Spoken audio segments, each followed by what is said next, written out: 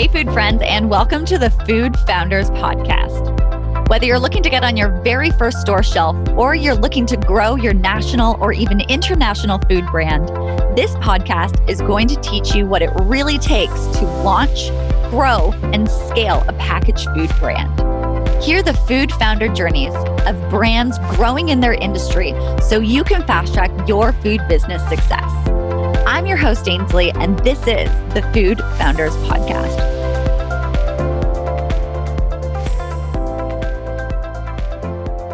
Hey, food friends. Today I'm excited to be doing a solo episode for you as we wrap up season 1 of the Food Founders Podcast. I have had so much fun this past season chatting with some really great food founders, and this is just such a special place in my heart. As many of you know, I am a previous food founder myself.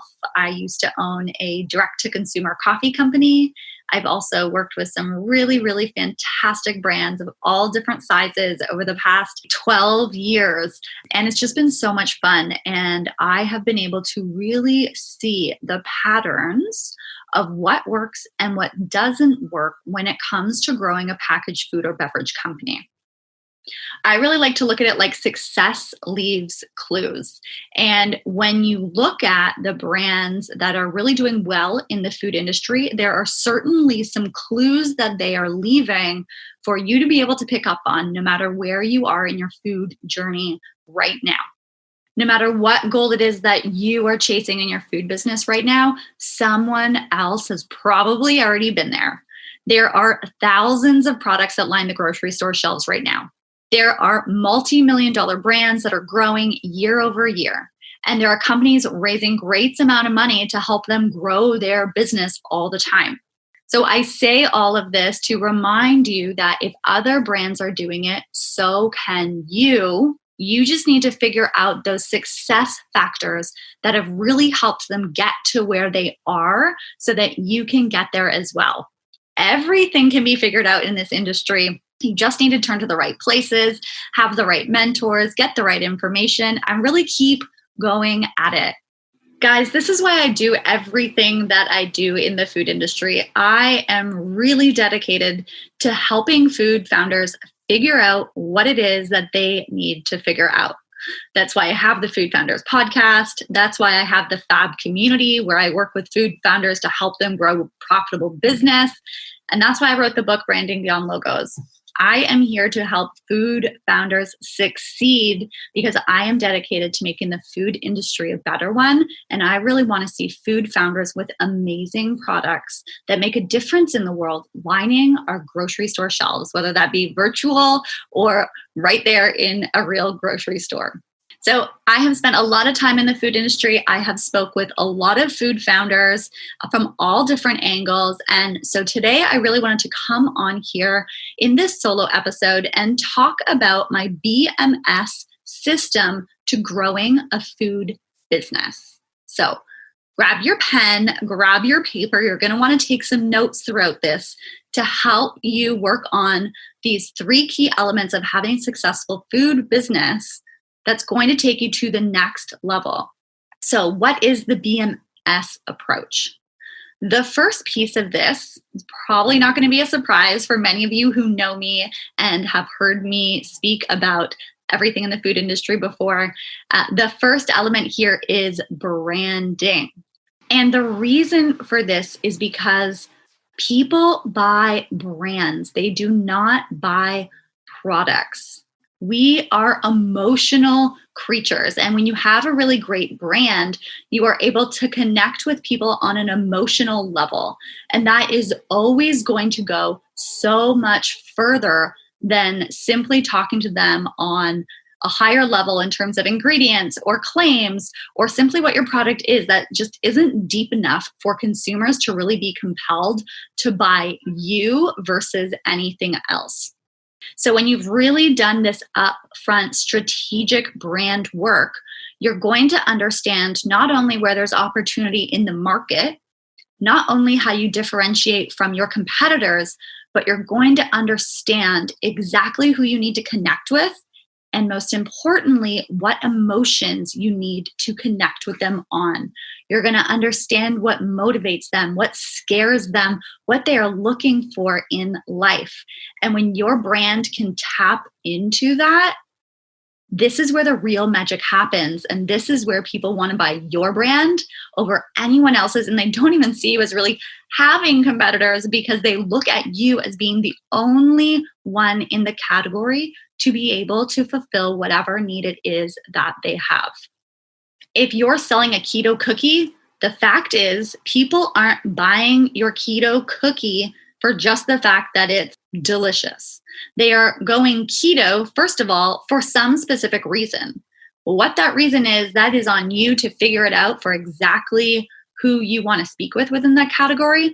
But they're not doing it for just, some random reason. They're doing it to either feel better about themselves, be stronger, stand out, fit in, but they are doing it for some emotional reason. And when you can really understand that and tap into that, when people buy your keto cookie, it is going to then become a representation of their identity. And this is so, so powerful. And I know some of you guys might be thinking, Ainsley, what are you talking about? It's just a keto cookie. People don't think that deep. And you're right, they don't consciously think that deep, but we are driven by a subconscious mind. And below the surface, this is what is attracting people to your product. It really does go this deep. So you really need to spend that upfront time to figure out exactly who your audience is, exactly what they need, and what are those emotional pieces behind it so that you can build a brand around that and continuously build on that brand over and over and over again and help consumers have your brand be part of their identity. So guys, I'll go back to what I said at the beginning here, that success leaves clues. And when I say the biggest brands in the world do this, guys, you better believe they are absolutely doing this. They understand exactly what's happening in the market, very specifically who their audience is, and very specifically what emotions they need to connect with for those people. So success leaves clues. The biggest brands in the world are doing this. You need to be doing this too if that is what you want. Don't think that you figured this out in a different way other than them. We can obviously tweak things at different levels, yes, but if they are putting loads of time and energy and resources into figuring out their brand and their brand strategy before anything else, you better bet your butt that you want to do that too. Okay, so branding. You guys know I could go on and on about this all day long. So B, that is the first piece of the BMS system. And again, the BMS system is really the key to having a successful food or beverage product. So we've got branding. Next, we've got marketing. Marketing is how we share that brand with people and get them to drive sales. Now, a lot of people will say, Ainsley, I don't believe in marketing. We just need to focus in on sales. And absolutely not. Guys, how do you expect to get people to actually know about your product, know about your brand if you don't tell them? Marketing helps drive sales. Sales is the outcome of having great marketing and great branding. So don't just go and focus on your sales first, because if you don't have a brand and you don't have a marketing plan, how do you expect to drive sales? Focusing just on sales and ignoring branding and marketing is kind of like wanting to lose weight, but not wanting to exercise or eat healthier foods. How do you expect to lose weight if you're not going to do the two things that are going to lead to losing weight? This is the exact same thing in business. So sales is your outcome, and branding and marketing are the drivers behind it. So you absolutely need to think of adding marketing into what you're doing to really grow your food business. And there are so many different marketing tactics. that you can do to grow your food and beverage business. I'm not going to go into them today. We definitely have a ton of different traction channels that you can do, and we dive into them in the Fab Growth Academy and in the Fab Brand Accelerator. I'm not going to go in those today. I just want to let you know that you do definitely need to be looking at doing marketing to drive awareness of your product, because if you have a great product that can change someone's life in whatever way that is, whether it's making them healthier, helping them save time, giving them joy, whatever that is, you owe it to them, to yourself, and to the world to get your product out there. So you need to drive awareness, and this is done through marketing. You also need to drive trial of your product. This can be done through sampling or couponing, geo-targeted ads. There's dozens of different ways that you can drive trial, but you do really need to get people to try your product so they can then go on and buy your product. And the third piece, you need to get ways for people to repeat purchasing your product. You don't just want them to go and buy it once, and that's it. That is going to cost you a lot of money, and it's going to take you a lot of time to build a really big and successful food or beverage company. This is a volume game in the industry, and so you need to find ways to get more people buying your product more often. So, email can be a great way of doing this. Influencers can be a great way of doing this. Having bundles can be a great way of doing this. There's tons of different levers that you can try for driving repeat purchase. But I just want you to make sure that you are taking into account driving those repeat purchases. So really, we need to drive awareness of our product from a marketing perspective. We need to do pieces to drive trial of our product, and we need to drive repeat purchases of our product. So that is the marketing piece of the BMS system.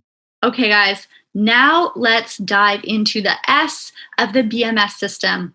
And you might have guessed by now, but this is sales. So branding, marketing, and sales. This is the trifecta of success in your food or beverage business.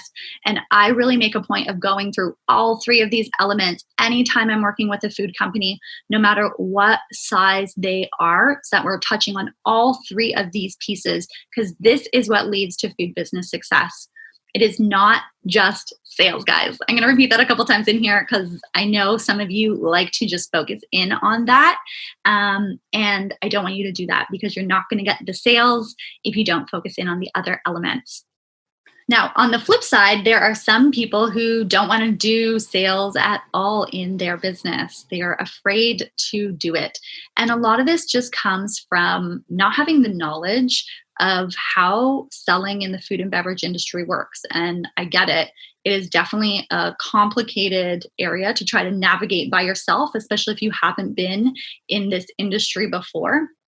And you need to figure it out online these days as well. This is absolutely a piece of your business you cannot ignore, is online selling. But you guys, you really do need to be focused a decent amount of effort on sales because you're running a business. And this is what differentiates a business from a hobby, is having sales. So you need to focus in on sales. If you make the best keto cookies in the world, if no one buys them, you're not making any money. You don't have a business. You can just make keto cookies and share them with your friends and family. And that's great if that's what you want to do.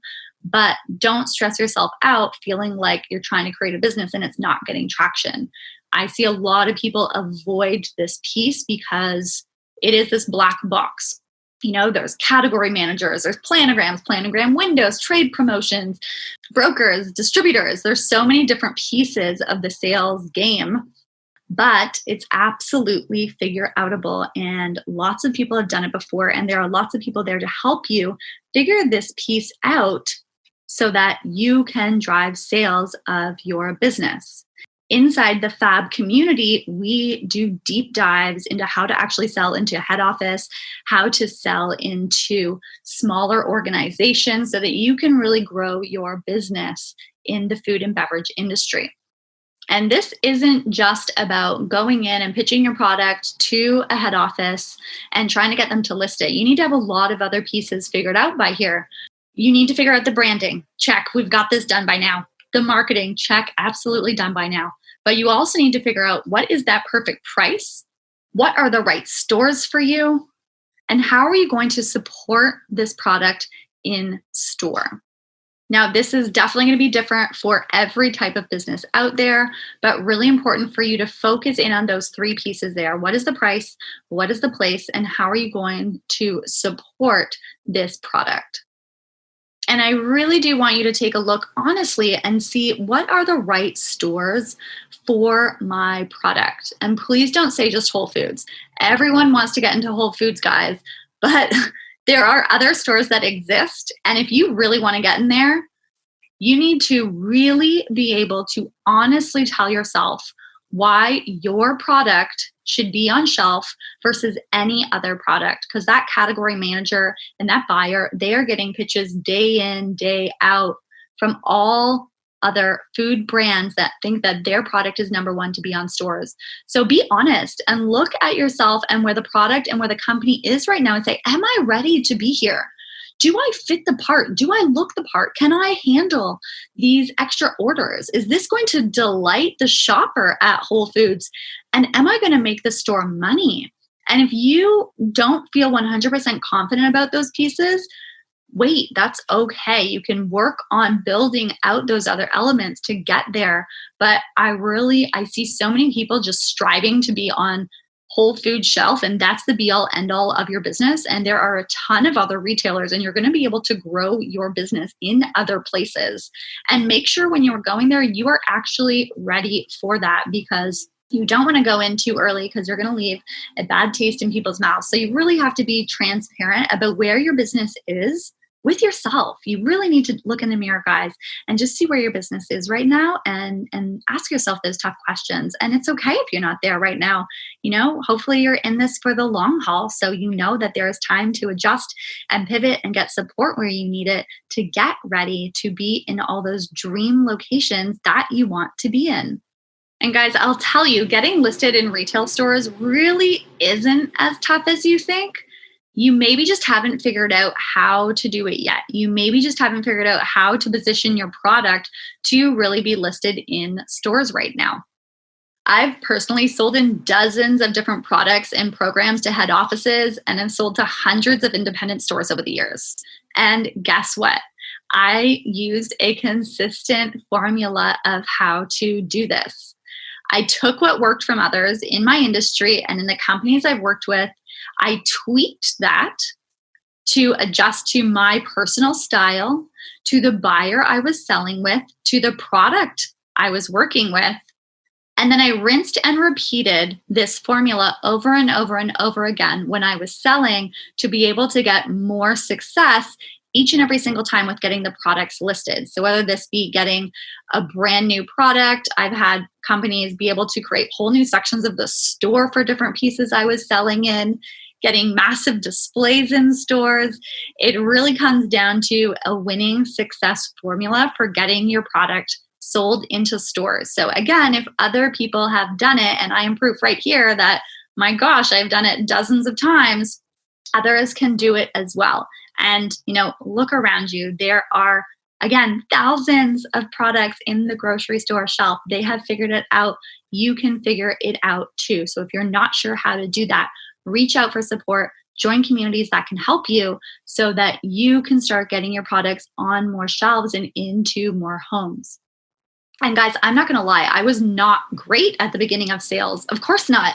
I had never sold to a head office before. And honestly, I was intimidated by it. But one of the key lessons in successful selling is getting the other person excited about what's important to them. And once I figured out how to do this, things shifted in terms of how much easier selling became for me, and also how much more fun I had doing it. And that just changed each and every single sales meeting that I've had over the years. Inside the Fab Growth Academy and the Fab Brand Accelerator, we dive into how to really create successful sales formulas. But for now, I really just want to leave you with one key piece with a selling perspective: is how do you get the other person excited about your product? whether that's at a farmer's market, at a head office, on Amazon. This is the piece that you need to figure out. You need to figure out how to transfer that enthusiasm from you to that other person. And really, one of the key pieces of doing this is figuring out what's important to them. And that brings you all the way back to the brand piece at the beginning. When we understand the emotional element, when we understand what drives our consumer, we can then really easily understand how to sell to them because we know what's important. We know what drives them. So you kind of got that figured out. That's for your online sales piece. You can drive those same pieces in when you're speaking with buyers and when you're speaking with category managers and store managers. But do the same thing. Figure out what is important to them and be able to lean on that when you are going in to sell to them. Selling into retail does not need to be a black box. Whether it's selling into head office or independent stores, look for people who have sold into retail as well and have really sat on the same side of the table as you have. You really want to look for people who have gone and sold into retailers just like you are so that you can learn from them and you can take what's worked for them and what hasn't worked for them and be able to fast track your food business success. Okay, guys, so that is the BMS approach. We have branding, how you create a brand that stands out and connects deeply with people. We've got marketing, how you get people to actually know about your product. And then finally, we have sales, which is the outcome of really great branding and really great marketing. And when we do sales in the food and beverage industry, this is sales to both the consumer and sales to head office. You really have two people that you need to figure out when you're selling. If you're not going to do just direct to consumer, you really have two people that you're selling to. So really, really important that you figure out how to master both here. All right, guys, I could talk about this BMS approach all day long, but I'm going to let you go. We'll be back next week with another food founder interview as we kick off season 2 of the Food Founders podcast. Thank you guys so much for listening. If you like the show, please subscribe, leave it a review. Let me know what you think. That really helps me make sure that I'm putting out content that you really love and enjoy. And it is great for our guests to know that they are providing value as well. Myself and the guests, we're trying to leave you guys clues on how you can have your food business reach the goals that you want in it. If you want to learn more about how to apply the BMS approach into your business, you can join the waitlist for the Fab Brand Accelerator, where the entire program is built on how to have these 3 elements played out and built for your specific business so that you can build a brand that stands out, so you can have a marketing plan that drives sales, and you can understand how to really get your product sold into stores. So I will leave the link in the description for you to join the wait list, and I can't wait to help you in there. That's it for me, guys. Thanks for tuning in again, and I will see you on here next week. Stay healthy and wealthy, my food friends.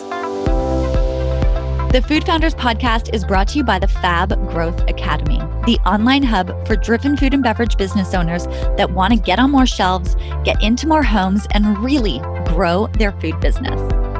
Inside the Fab Growth Academy, Fab standing for food and beverage, you'll have unlimited access to tools, resources, and training from myself and my food friends. So if you know you have a great product, let's work on building the business side of things so that more people can enjoy it and you can make the impact I know you want to make with your business. The Fab Growth Academy is now open. So hop on over to growmyfoodbrand.com to join me and your fellow food founders inside the Fab Growth Academy. I cannot wait to see you in there and help you grow your business.